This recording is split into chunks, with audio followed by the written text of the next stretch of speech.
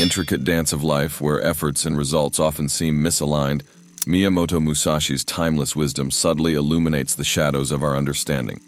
Today, let us unfurl the scrolls of his teachings, unraveling the philosophy that whispers, "Sometimes the harder you try, the worse it gets." As we traverse the symphonic tapestry of Musashi's contemplations, a striking motif surfaces, often subtle but profoundly resonant.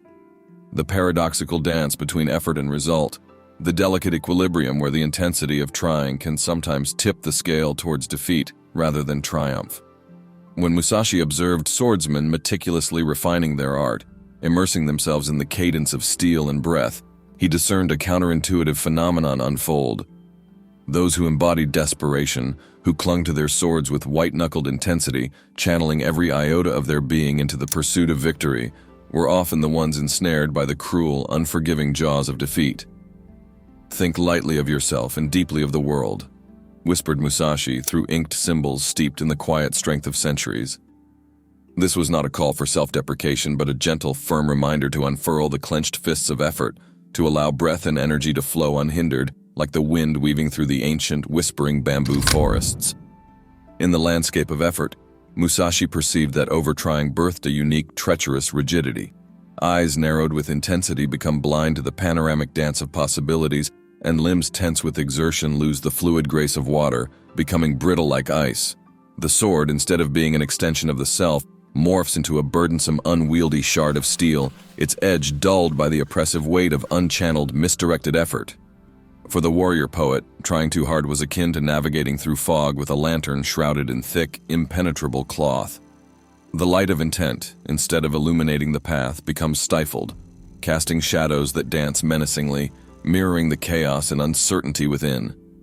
Effort, when it transforms into a blinding, suffocating cloak, estranges us from the nuanced symphonic dialogue between self and environment, dulling senses, and snuffing out the whispers of intuition. Musashi's philosophy invites us into a sanctuary of reflection, beckoning us to ponder the essence of effort. In his mirrored halls of wisdom, we see the image of the self trying, straining, pushing against invisible, insurmountable walls, and we are gently, quietly asked to consider, what if the walls are illusions, and the path lies open, bathed in the soft, serene light of dawn? Perhaps, in the quiet introspection, as we walk beside Musashi through silent groves and ancient sun-dappled pathways, we might discern the subtle, delicate truth that sometimes, in the unbridled, uncalculated release of effort, in the graceful surrender to the dance of life, we might find the victory we seek, not with thunderous roars, but with the soft, unmistakable whisper of leaves caressing the infinite sky. Delving deeper into the caverns of Musashi's philosophy, we find ourselves bathed in the glow of another illuminating concept, Mushin, also known as the state of no mind.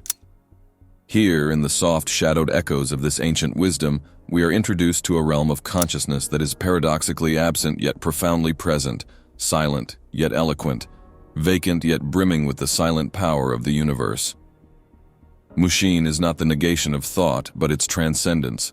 It is not emptiness, but rather fullness of a different dimension, a space where thought does not obstruct action but flows with it, seamlessly, effortlessly, like water meandering through a valley, acknowledging every stone, every turn with quiet acceptance and grace. For Musashi, achieving Mushin was akin to unlocking the highest potential of the human spirit in the dance of life and combat. In this elevated state, the sword becomes not just a piece of finely crafted steel, but a living extension of the body and soul. It moves not because the mind wills it, but because it is one with the rhythm of the heartbeat, the pulse of breath, and the silent music of existence. To embody Mushin, one is required to practice relentlessly until the mechanics of movement and thought merge into a symphony of instinctual grace. The warrior in this state does not ponder about the next strike. The strike manifests with the natural fluidity of wind caressing the foliage, of waves kissing the shore. This dance of no mind is where effort is transformed, transmuted into a form so refined, so pure that it is almost ethereal. In the tapestry of Musashi's words, we find that Mushin is not a state of careless abandon, but of heightened awareness and connection. It is the eye of the storm where silence and calm reign amidst chaos, where the warrior sees not just the enemy in front, but the dance of the world around, feeling the subtle shifts of the earth, the silent whispers of the air. Engaging with Musashi's teaching of Mushin, we are gently nudged to reflect on our own lives, on the instances where the mind's incessant chatter drowned the silent, powerful call of intuition, where effort became a blinding force rather than an illuminating one.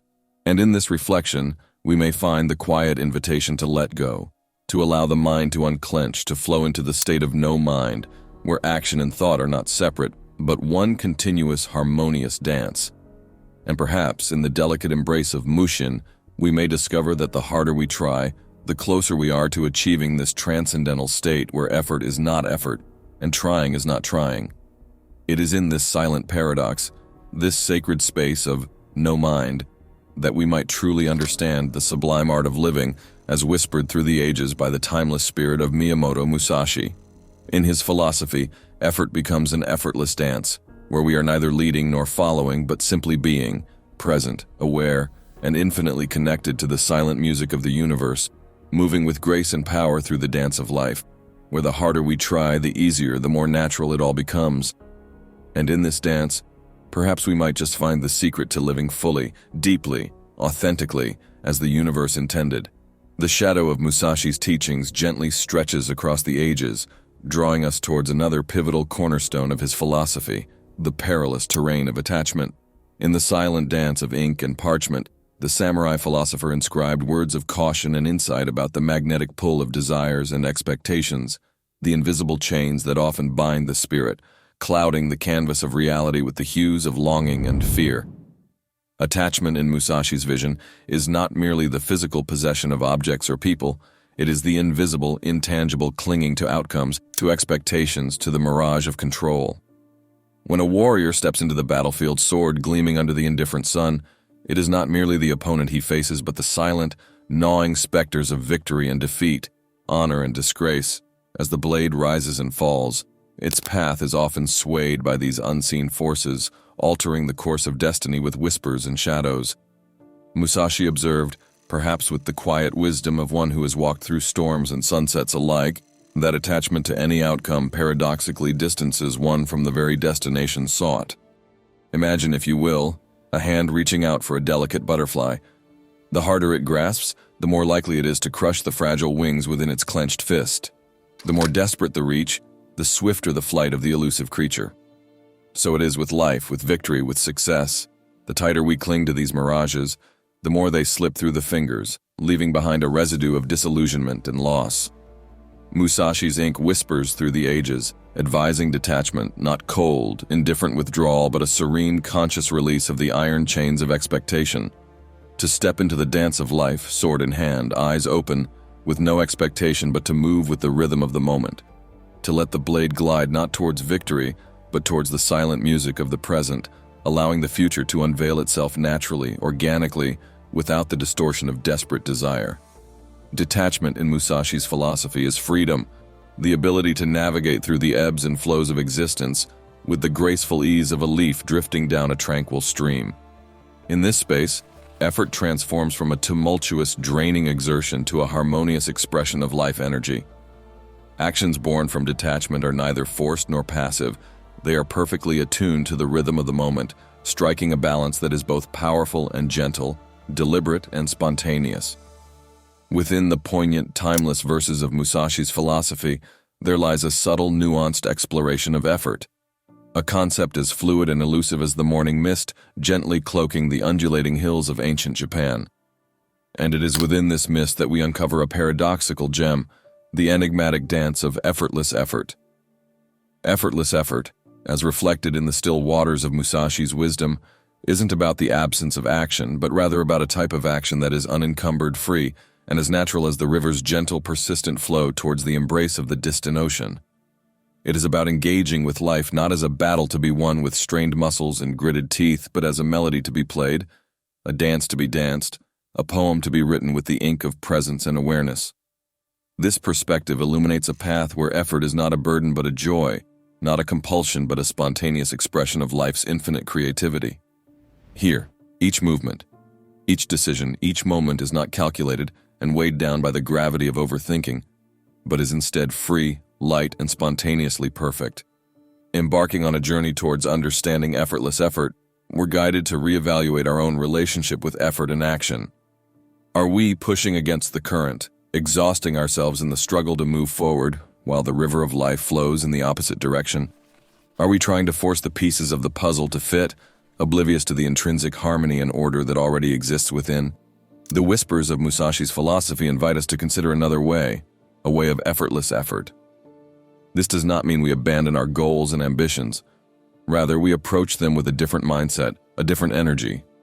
We act not out of fear or desperation, but from a place of calmness and certainty, guided not by the frantic need to achieve, but by the serene knowledge that, in every moment, we are exactly where we need to be. As the gentle currents of Miyamoto Musashi's teachings weave through the fabric of our understanding, we're reminded of the delicate balance that dances between effort and surrender. In the silent chambers of reflection, the wisdom of centuries past whispers to us, urging a deeper communion with the world around, moving not against it but with it.